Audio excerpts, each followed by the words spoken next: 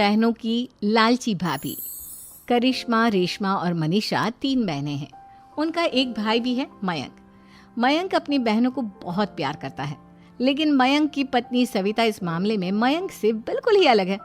वो अपनी ननदों का जितना बुरा कर सकती है उतना बुरा करती ही रहती है और अपनी ननदों पर हुक्म भी चलाती है। करिश्मा, करिश्मा, तुमने अभी तक नाश्ता नहीं बनाया? तुम्हारे भैया को ऑफिस जाने में देर हो रही है। हाँ भाभी, बस अभी बनाती हूँ। करिश्मा, तुम ये ढीलापन छोड़ दो। कल को पराए घर जाना है। वहाँ अगर तुम इस तरह से काम करोगी तो लोग क्या कहेंगे कि माँ ने और भाभी ने कुछ सिखाया नहीं। और तुम्हारी दोनों बहनें कहाँ हैं? अब रेशमा मार्केट गई है और मनीषा सो रही है। क्या? सुबह के 8 बज रहे हैं और ये महारानी अभी भी सो रही है? ये कहते हुए सविता अपनी सास दुर्गा देवी के पास जाती है। माँ जी, देख रही हो अपनी बेटियों के तौर तरीके?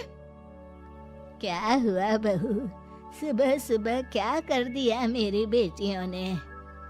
अरे एक तो अभी अभी उठकर किचन में गई है, दूसरी सुबह सुबह बाहर चली गई और तीसरी अभी तक सो रही है। क्या करूं मैं इन तीनों का? मैं तो परेशान हो गई हूँ। जा जाकर उठा उसे और रेशमा से मैं बात करती हूँ। सविता सीधा मनीषा के कमरे में जाती है और उससे कहती है, महारानी जल्दी उठो, सूरज सर पर आ गया है। भाभी थोड़ी देर और सोने दो ना, मैं रात को लेट सोई थी। वो क्या है ना, यूनिट टेस्ट चल रहे हैं। शराफत से उठती है या नहीं, या फिर पानी की भरी बाल्टी डालूं तेरे ऊपर? नहीं नहीं भाभी, मुझे बिस्तर में नहीं नहाना, उठती हूँ मैं। मनीषा जल्दी से उठकर बाथरूम में चली जाती है। सभी आराम से बैठकर नाश्ता कर रहे होते कि तभी रेशमा बाजार से हाथ में सामान लिए आ जाती है। रेशमा को देखते ही सविता उस पर बरस पड़ती है। लो, आ गई महारानी। ऐसा भी क्या सामान लाना था जो सुबह आंख मलते ही बाजार की तरफ रवाना हो गई? भाभी, कल आप ही तो चीख रही थी कि घर का सारा सामान मुझे ही लाना पड़ता है, घर में किसी को भी किसी काम से कोई लेना देना नहीं है। अब मैं बाजार जाकर सामान ले आई तो आपको इस बात से भी तकलीफ हो रही है? देख रही हो माँ जी, अपनी बेटी की जुबान कैंची से भी तेज चलती है। और मयंक, आप तो कुछ कहेंगे नहीं अपनी लाडली बहन को? रेशमा, अपनी भाभी से ऐसे बात नहीं करते। चलो माफी मांगो। भैया, मैं क्यों माफी मांगू? आप भाभी से बोलिए ना कि हम पर कम हुक्म चलाया करे। हम इस घर की बेटियां हैं और आपकी पत्नी की ननद है, नौकरानी नहीं। लो कर लो बात। इनकी भलाई के लिए कुछ भी बोलो तो इन्हें बुरा लग जाता है। इस घर में यही इज्जत है मेरी। देख लो माँ जी, आपकी बेटी किस लहजे में मुझसे बात कर रही है। सविता वहां से चली जाती है। मयंक को बहुत गुस्सा आता है, वो भी वहां से चला जाता है। फिर करिश्मा रेशमा को समझाती है, रेशमा, तुम्हें भाभी से माफी मांग लेनी चाहिए थी ना। लेकिन दीदी, मैंने कुछ किया ही नहीं, तो मैं माफी क्यों मांगू? हाँ करिश्मा दीदी, रेशमा दीदी जैसे ही घर में आई भाभी ही उन पर चिल्ला रही थी। हाँ, मैं मानती हूँ कि गलती भाभी की थी। मैं तो इसलिए बोल रही हूँ कि भाभी ने माँ को तो पूरी तरह अपने वश में कर लिया है। वो हमारी बात सुनती ही नहीं। मयंक भैया हमारे लिए हमेशा खड़े रहते हैं, इसलिए उनकी बात का मान तो तुम्हें रखना चाहिए था ना। कोई फायदा नहीं दीदी, कुछ दिनों की बात और है, भाभी उन्हें भी हमारे खिलाफ भड़का देंगी। फिर वो भी माँ की तरह हमारी किसी बात का विश्वास नहीं करेंगे। इसी तरह सविता अपनी तीनों ननदों को किसी न किसी बात पर परेशान करती रहती थी।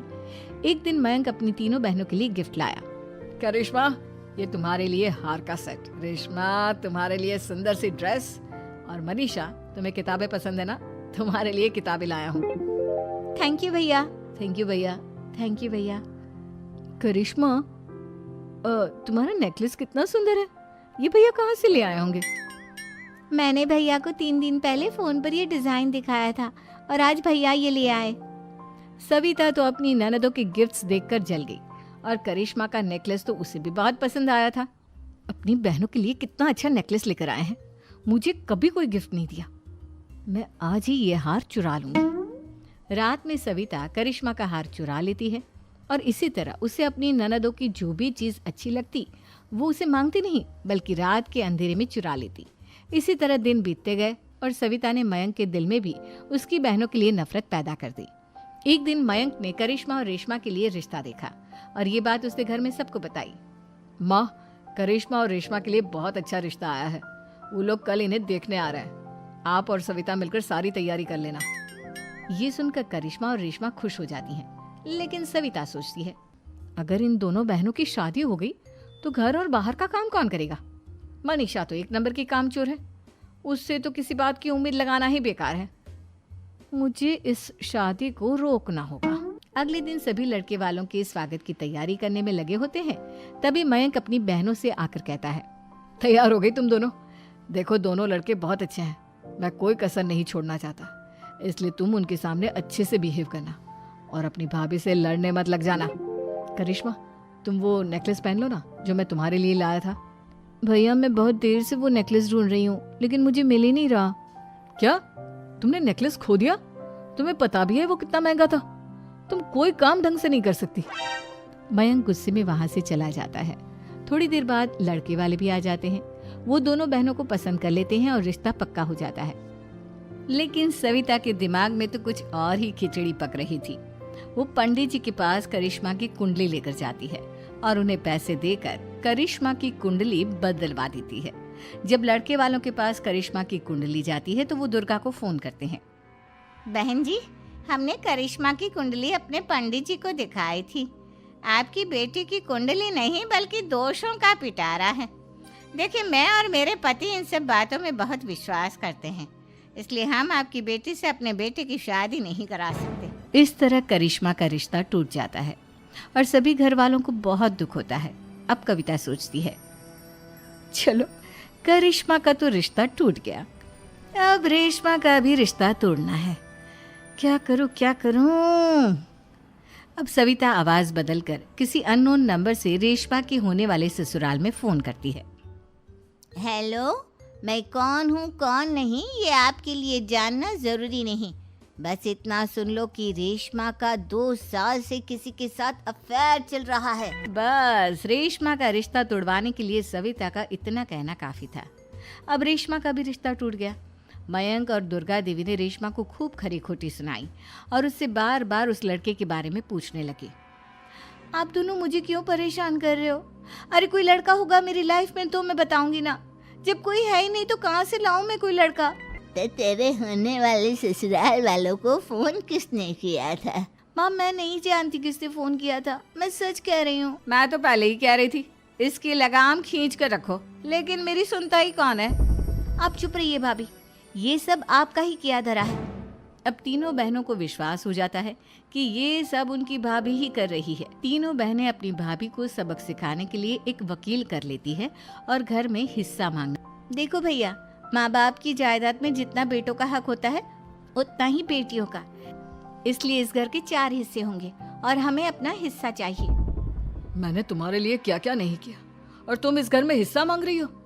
भैया, आप और माँ हम बहनों की कोई बात नहीं सुनते हो और भाभी हमारी शादी नहीं होने देगी क्योंकि उन्हें लगता है कि आप हमारी शादी में ज्यादा पैसा लगाओगे और उन्हें हम जैसी फ्री की नौकरानी कहाँ मिलेगी। तो हम भाभी के साथ तो रह नहीं सकते, हम बहनों को अपना हिस्सा चाहिए। अरे तुम्हें शर्म आनी चाहिए अपने भाभी पर ऐसा इल्जाम लगाते हुए। वो तुम्हारे बारे में कितना सोचती है। हाँ माँ, भाभी हमारे बारे में बहुत सोचती है, दिन रात बस यही सोचती रहती है कि किस तरह से अपनी तीनों ननदों को परेशान करूं और कभी मुझे पढ़ने भी नहीं देती। दोनों बहनों का रिश्ता भी तो इन्होंने ही तोड़वाया है और रात में हमारे कमरे में आकर हमारी चीजें भी चुराती हैं। इसी तरह सविता की तीनों ननदें अपनी बात पर अड़ी रही। अब कोर्ट में तारीख भी शुरू हो गई।